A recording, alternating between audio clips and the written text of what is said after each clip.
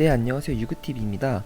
이번 영상에서는 함수와 방정식이 어떻게 다르고 함수의 식으로부터 함수의 그래프를 얻는 것, 그리고 그 반대 과정을 한번 공부를 해보도록 할게요.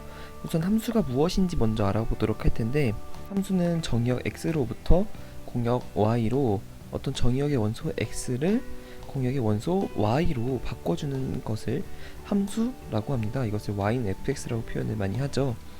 이거를 좀 알기 쉽게 비유를 하면은 함수 f랑 어떤 자판기가 있을 때 x를 넣었을 때 y가 나오는 것이라고 할 수 있습니다.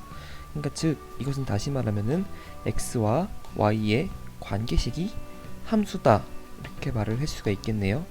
그러면 다음으로는 함수의 그래프에 대해서 한번 짚고 넘어갈게요.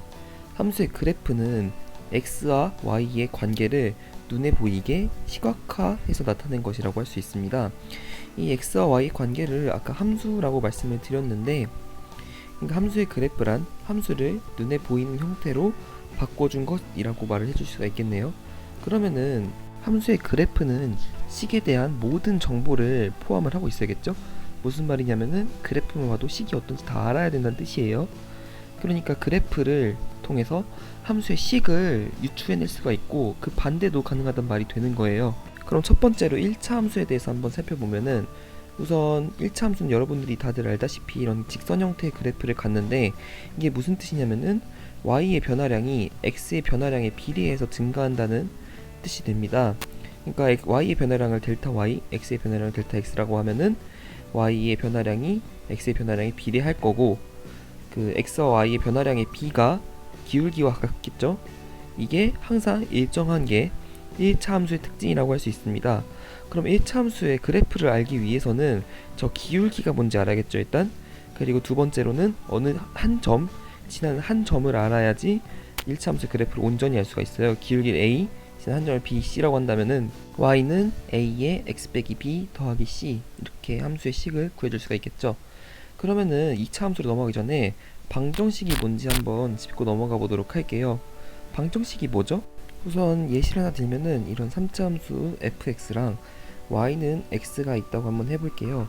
그러면 여기서 fx는 x를 만족하는 x의 값을 구해라, 이런 게 방정식인 거예요. 여기서는 저 빨간색으로 표시된 점 하나, 둘, 세 개가 근이 되겠죠? 그러니까 fx는 x의 근을 식을 통해서 구하게 되면은 우리는 총 세 가지의 근을 구할 수가 있을 거예요. 그걸 알파, 베타, 감마라고 한다면은 그 알파, 베타, 감마는 fx랑 x의 교점의 x좌표가 될 거예요. 그러니까 fx는 x에다가 알파, 베타, 감마를 넣으면 걔네가 같게 되겠죠?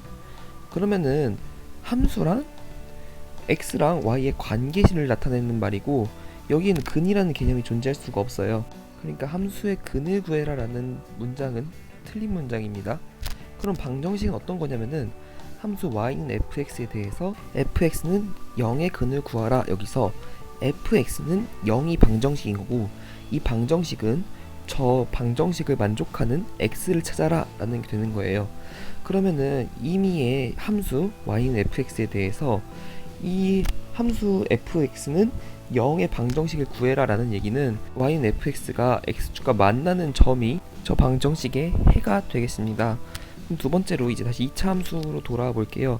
2차 함수의 가장 큰 특징은 대칭점이 존재한다는 건데, 2차 함수는 이렇게 포물선의 형태로 그려지는데, 저 대칭점으로부터 1만큼 커졌을 때 a만큼 증가한다고 하면은 2만큼 커지면 4a, 3만큼 커지면 9a가 증가한다는 게 2차 함수의 특징이에요.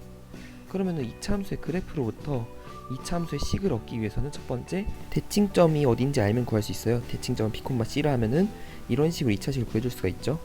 두 번째로 2차 함수의 식을 구해주는 방법으로는 2차 함수 fx에 대해서 fx는 0의 근을 알 때 구할 수가 있어요. 근을 알파랑 베타로 간다면은 f알파랑 f베타가 0이 되니까 이런 식으로 2차 함수를 구해줄 수가 있습니다. 세 번째, 제일 중요한 3차 함수 얘기인데, 3차 함수 fx에 대해서 첫 번째로 알아야 될 거는 fx의 극값을 알 때, 극값의 x좌표를 알 때 우리는 3차 함수의 식을 구해줄 수가 있어요. 여기서 극값을 x는 1, x는 3에서 극값을 갖는다고 해봅시다. 그러면은 fx의 도함수 f'x는 2차 함수가 될 거고, 그러면 f'1, f'3은 0이 되니까 f'x를 저런 식으로 구해줄 수가 있습니다. 그럼 이 식을 적분을 해서 바로 fx의 식을 구해줄 수가 있죠.